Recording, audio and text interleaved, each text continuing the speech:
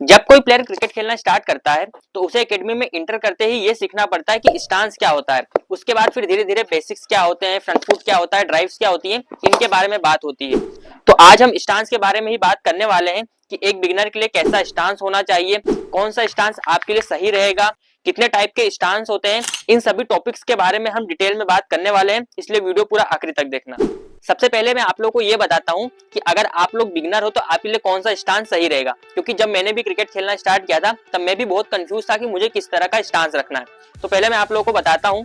Stance लेने की शुरुआत होती है सबसे पहले गार्ड लेने से। ज्यादातर खिलाड़ी जो 90% प्लेयर्स होते हैं वो लेग स्टंप का ही गार्ड लेते हैं।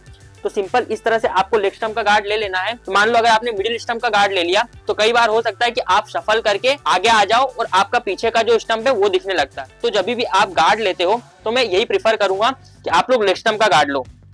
तो सबसे पहले आपको लेग स्टंप का गार्ड ले लेना है। लेग स्टंप का गार्ड लेने के बाद वहां पे मार्क कर देना है।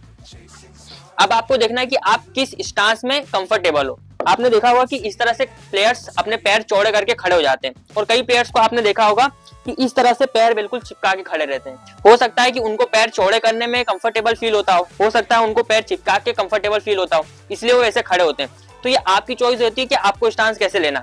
लेकिन इन जनरल जो स्टांस होता है वो इस तरह से होता है। जितने आपके शोल्डर हैं ऐसे 99% आपको बैट्समैन दिखेंगे जो इस स्टांस को फॉलो करते हैं, और 1% बैट्समैन ऐसे होंगे जो बहुत ही अनऑर्थोडॉक्स स्टांस रखते हैं। जैसे कि आपने स्टीवन स्मिथ को देखा होगा, जॉर्ज बेली को देखा होगा, और भी ऐसे कई बैट्समैन हैं, खासकर इंडिया के बाहर ऐसे कई बैट्समैन हैं जो अलग तरीके का स्टांस रखते हैं। फिलहाल अभी टॉपिक पे वापस आते हैं। तो जो हमारा स्टांस होता है हमको स्टांस उतना ही रखना है जितने हमारे शोल्डर है। अगर आप क्रिकेट खेलना स्टार्ट कर रहे हो तो आपको सबसे नॉर्मल स्टांस के साथ बैटिंग करनी है। तो ये हो गया मेरा शोल्डर, जितना मेरा शोल्डर है उतने मेरे पैर रहेंगे। और अभी भी मैं इस स्टांस को फॉलो करता हूं। जब से मैंने क्रिकेट खेलना स्टार्ट किया था और अभी भी मैं इस स्टांस को फॉलो करता हूं। मैंने भी कई तरीके के स्टांस चेंज करे बट अभी तक ये स्टांस मेरे लिए बहुत ही सक्सेसफुल है। तो ये हो गया मेरा स्टांस। मैं इस तरह से यहाँ पे स्टांस लेता हूँ।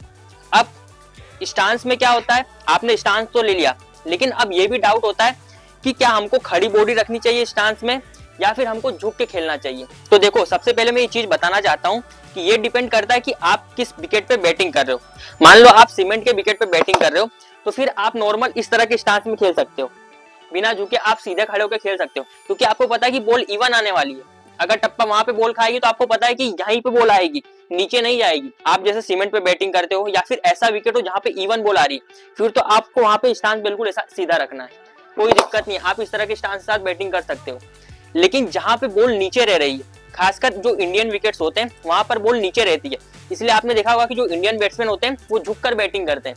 लेकिन वहीं अगर हम बाहर के देशों की बात करें, जैसे ऑस्ट्रेलिया हो गया, न्यूजीलैंड हो गया, इंग्लैंड हो गया, वहां पे आप लोगों को दिखेगा कि ज्यादा स्ट्रेट खड़े रहते हैं वहां पे बल्लेबाज। वहां के जो विकेट होते हैं वो बाउंसी होते हैं, तो वहां पे ज्यादा बॉल चढ़ के आता है। अगर आप मैच में ऐसे विकेट पे बैटिंग कर रहे हो जहां पे दो पेस वाला विकेट है, मतलब बॉल नीचे भी रह रहा है और ऊपर भी आ रहा है, तब फिर आपको झुक के बैटिंग करना है, कुछ इस तरह से। इस तरह से झुकने से क्या होगा, अगर मान लीजिए बॉल वहां पे टप्पा खाता है गुड लेंथ का बॉल, तो आप झुक के खड़े रहोगे ना, तो अगर बॉल नीचे भी रहता तो भी आराम से फ्रंट फुट डिफेंस कर पाओगे। लेकिन वहीं अगर आप बिल्कुल स्ट्रेट खड़े रहोगे तो फिर आपको नीचे जाने में टाइम लगेगा और फिर आप आउट भी हो सकते हो, एलबीडब्ल्यू हो सकते हो, बोल्ड हो सकते हो। ये पिच के ऊपर डिपेंड करता है कि आप किस तरह से स्टांस रखोगे। तो आई होप ये आपका डाउट क्लियर हो गया होगा कि कौन सा स्टांस रखना है। अब बहुत सारे ये डाउट आते हैं कि भैया मैंने पैर चौड़े कर रखे हैं तो मैं कंफर्टेबल फील करता हूँ, भैया मैंने पैर पास कर रखे हैं तो मैं कंफर्टेबल फील करता हूँ। देखो मैंने जैसा स्टार्टिंग में कहा कि आपके ऊपर है, आपके कंफर्टेबल के ऊपर है कि आप किस तरह से स्टांस रखते हो। अगर आपको इस स्टांस में कंफर्टेबल है तो ठीक है, आप इस स्टांस को रखो।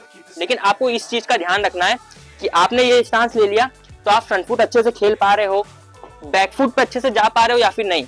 आपको कंफर्टेबल तो है इस स्टांस में, लेकिन क्या आप क्रिकेट के सारे शॉट खेल पा रहे हो, ये आपको जरूर देखना है। अदरवाइज आपको स्टांस जो आपका नॉर्मल स्टांस होता है वो आप अपने नॉर्मल स्टांस पे बैटिंग कर सकते हो। पिच के अकॉर्डिंग आपको खुद समझना पड़ेगा कि आपके लिए सही स्टांस कौन सा है। तो जैसा कि मैंने आप लोगों को बता दिया कि अगर नीचे बॉल रह रहा है तो फिर आपको थोड़ा झुक के बैटिंग करनी है, वहीं अगर नॉर्मल विकेट पे बॉल आ रहा है तो आप जैसा आपका स्टांस है वैसे बैटिंग कर सकते हो। आई होप मैंने जो आप लोगों को बताया आपको समझ में आया हो। अगर वीडियो अच्छी लगी तो वीडियो को लाइक करके एक बार एक फ्रेंड को शेयर जरूर करना। हम मिलते हैं फिर से किसी और वीडियो में, तब तक के लिए कीप वॉचिंग क्रिकटेक।